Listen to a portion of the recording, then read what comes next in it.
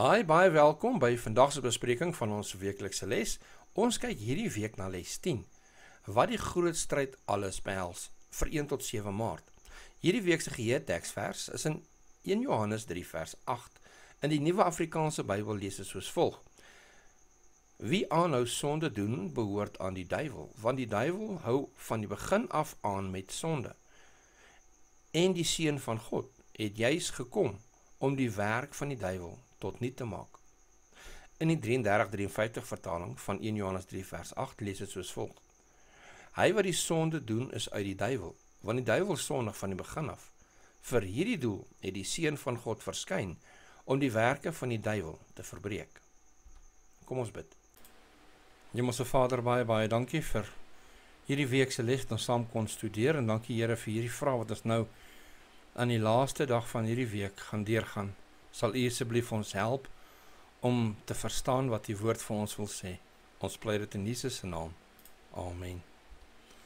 Hi, baie welkom en dankie dat julle saam ons inskakel vir die laaste les van hierdie week, vir Vrydag 7 Maart. Nou soos jy kan sien, dit lyk 'n bietjie anders hier so by my, want load shedding het weer begin. Te lekker, maar dank die Vader dat deur julle ondersteuning kon ons in die verlede 'n klein kragopwekkertjie gekoop het en kan ons nog steeds hierdie opneem. Ek sal dit nou net 'n bietjie laat oplaai, want ek is nie seker hoe lank gaan my wifi hou nie, want hy hou op sy eie kragbron, wat deesdae nie meer baie goed is nie. Maar hoe dit ook al sy, ons is dankbaar vir die Here dat ons by mekaar kan kom en hierdie kan saam bespreek. So, hier is ons dan nou by Vrydag, en Vrydag vra vir bespreking is hier 3 vrae. En ek wil graag begin by die eerste vraag. En die eerste vraag lees soos volg. Dit sê: Wat beteken dit om Satan se wettige gevangenes te wees? Kan die duiwel dus, om dit nou platvloers te stel, maak soos hy smaak met mense? Indien wel, hoekom nie? Hoe sluit dit by die kosmiese konflik se sogenaamde reëls van die stryd aan? Om Satan se wettiese gevange te wees, verwys natuurlik na die toestand van die mensdom na die sondeval. Toe Adam en Eva aan Satan se versoeking gehoor gegee het hulle heerskappy oor die aarde, hulle eienaarskap, wat God aan hulle gegee het, soos ons lees in Genesis 1 vers 26 tot 28, as te ware aan Satan oorgedra. Romeine 6 vers 16 verduidelik dit duidelik. Dit sê: Weet julle nie dat as julle julleself aan iemand beskikbaar stel om hom te gehoorsaam, julle slawe is van hom aan wie julle gehoorsaam is? Tog beteken dit nie Satan het onbeperkte mag oor die mens op aarde nie. God het steeds die finale gesag oor die wêreld en beperk Satan se invloed, soos ons gesien het in Job hoofstuk 1 en 2, waar ons in hierdie week gekyk het. Die reëls van die stryd in die kosmiese konflik hou in dat God regverdig optree en vrye keuse eerbiedig. God gebruik nie dwang nie, hy oortuig deur liefde en waarheid. Satan werk deur misleiding, maar hy kan nie buite die grense van God se toestemming gaan nie. So kortom, Satan mag invloed hê oor hierdie wêreld, maar hy mag nie doen wat hy wil sonder beperkings nie. God beskerm en lei sy kinders binne hierdie groot stryd, en hy verseker dat uiteindelike oorwinning syne is. So kom ons kyk dan na die volgende vraag. En die volgende vraag, vraag 2, lees soos volg. Dit sê: Waarom sou die Here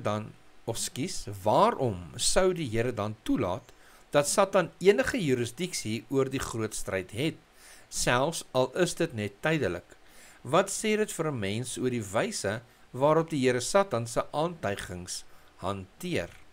Nou, dit is 'n baie interessante vraag. Hoekom hom enige jurisdiksie gee?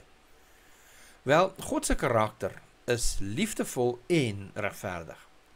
Satan het in die hemel aantuigings gemaak dat God onregverdig en selfsugtig is. As God Satan dadelik sou vernietig het, sou die heelal hom uit vrees aanbid het en nie uit liefde en vrye keuse nie. Deur Satan vir 'n tyd toe te laat om sy metodes ten toon te stel, wys God aan die ganse skepping wat die gevolge van sonde regtig is: lyding, onreg en dood.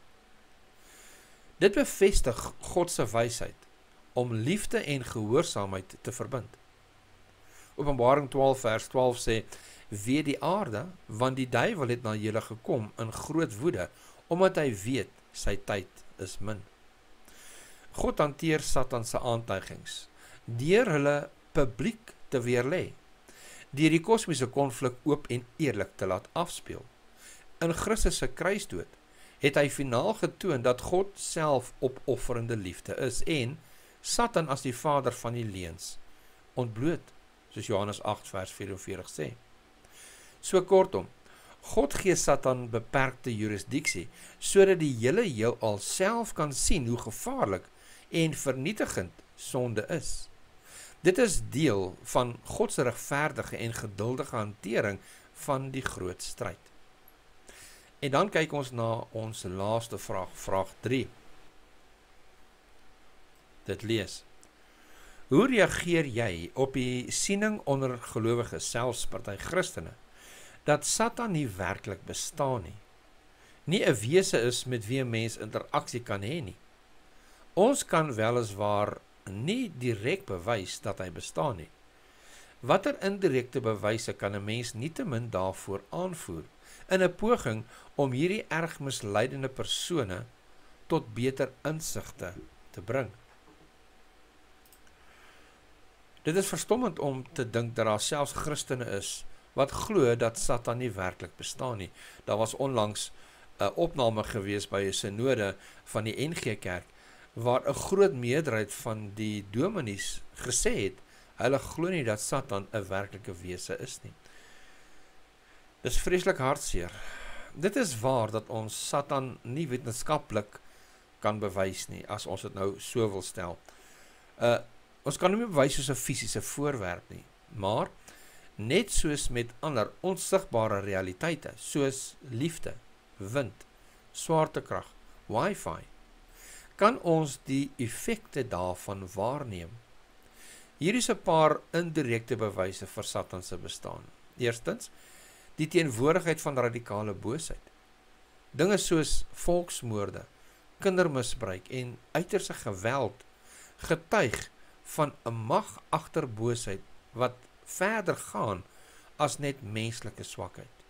Tweedens, die Bybelse verduideliking van sonde.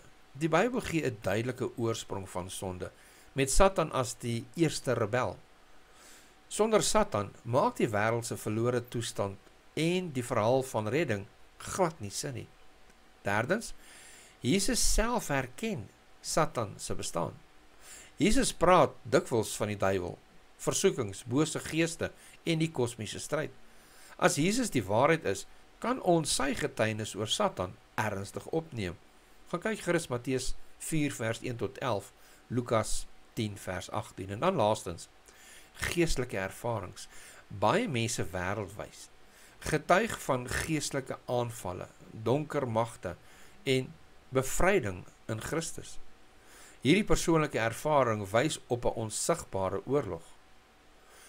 So, al kan ons Satan nie fisies wys nie, toon die wêreldse toestand, die Bybelse verduideliking en Jesus se eie woorde dat Satan 'n werklike wese is. En gelukkig is Christus se oorwinning oor hom reeds gewaarborg. Kom ons bid. Hemelse Vader, baie dankie vir hierdie week se les. Dankie Here dat ons kan sien dat U nie beperk is nie, maar U self beperk, omdat U 'n God van liefde is. Here, dit vertel vir ons so baie oor U egtheid en U begeerte om ons 'n ewige lewe, 'n nuwe hemel en 'n nuwe aarde te gee. Help ons Here asseblief dat ons deel sal hê aan die lig en die duisternis sal verwerp. Ons bly dit in Jesus se naam. Amen.